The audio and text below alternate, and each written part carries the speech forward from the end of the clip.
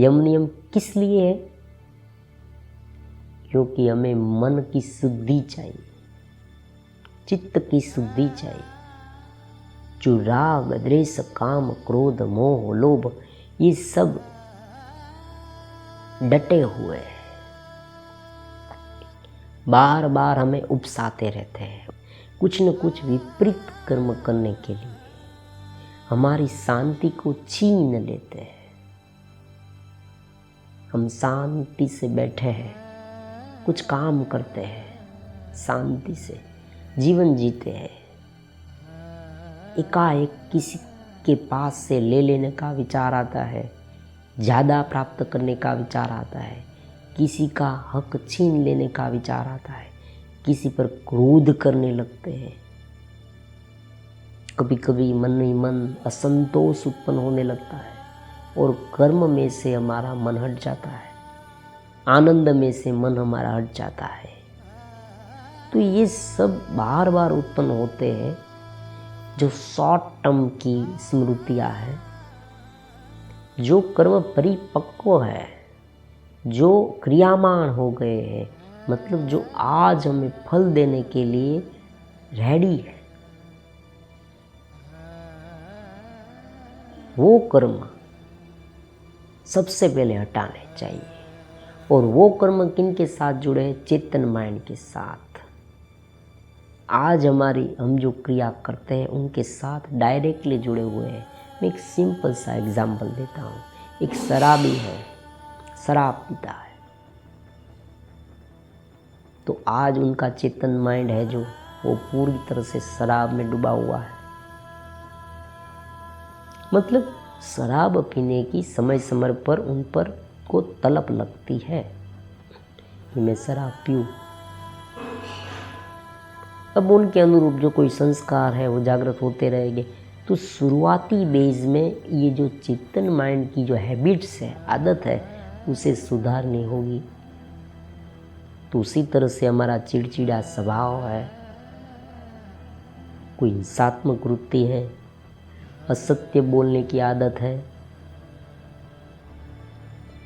लोभ है, ज़्यादा संचय करने की आदत है, पेट से भी ज़्यादा खाने की आदत है। ये सभी आदतें हमें गुमराह करती है और चलित कर देती है। हम जब ध्यान करने बैठते हैं ना, तब हमें चलित कर देती है, हमें अपने स्वरूप से मिलने नहीं देती। हमें ये सब क्यों करना है? हमें अपने आप से बार बार ये प्रश्न पूछना चाहिए कि हमें ये क्यों करना है। तुरंत ही आपको एक ही उत्तर मिलेगा कि हम अपने स्वरूप में लीन होना चाहते हैं, मिलना चाहते हैं, आनंद को मिलना चाहते हैं। हम एक इंडिपेंडेंट एंटाइटी है, स्वतंत्र सत्ता है। और आज हम नाम और रूप से गिर गए हैं, मतलब इन सारी उपाधियों से घिरे हुए हैं। तो पूर्ण आनंद है, जो निरंतर आनंद है, उत्साह है, चेतना है, वो सब हमें वापस मिल सकता है। हमारा जो खोया हुआ धन आत्मभाव है वो हमें वापस मिल सकता है। और उनकी कंडीशन एक ही है कि शुरुआत में मन में शुद्धता लाइए, ये सारे संस्कार हटाए, ताकि ये उनके साथियों को ना बुलाए। अचेतन माइंड में उनके साथ ही रहते हैं। तो क्या करता है, जब भी कोई विपरीत विचार आता है तब उनके साथ ही अचेतन माइंड में से तुरंत ही बाहर आ जाते हैं। तो ये स्मृतियाँ है, उनको धीरे धीरे साफ करना है। तो यम नियम ये कार्य करता है। फिर आता है प्राणायाम। तो प्राणायाम जो है वो बहुत बड़ा रामबाण इलाज है।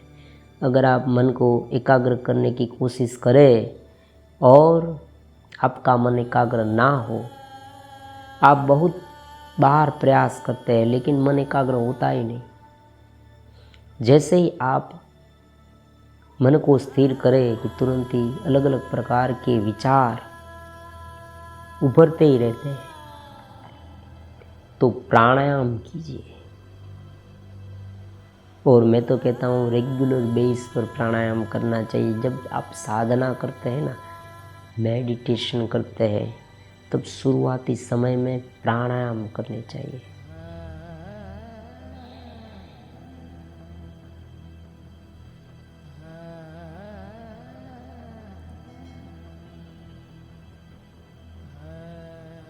एकदम शांत स्थिति से बैठकर पूरक, कुंभक और रेचक का एक सहज प्राणायाम का अभ्यास करना चाहिए।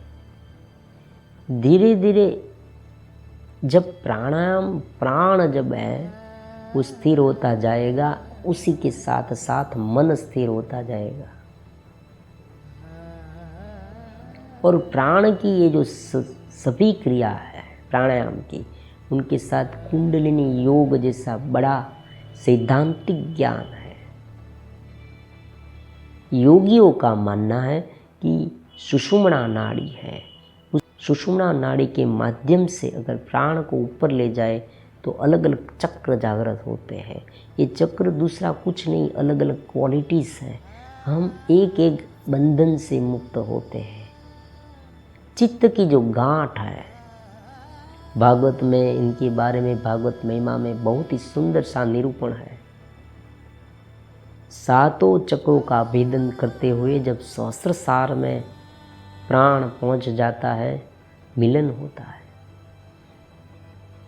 तो ये दोनों बातें एक दूसरे के साथ कनेक्ट है।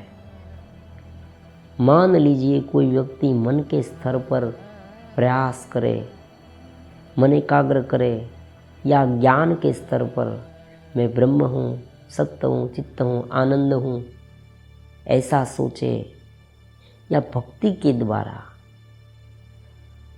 भगवान के नाम में एकरूप हो जाए, उनके साथ प्रेम संबंध से एकरूप हो जाए, तो भी ये स्थिति प्राप्त होती है। और धीरे धीरे अपने आप कुंडलिनी शक्ति जागृत होने लगती है।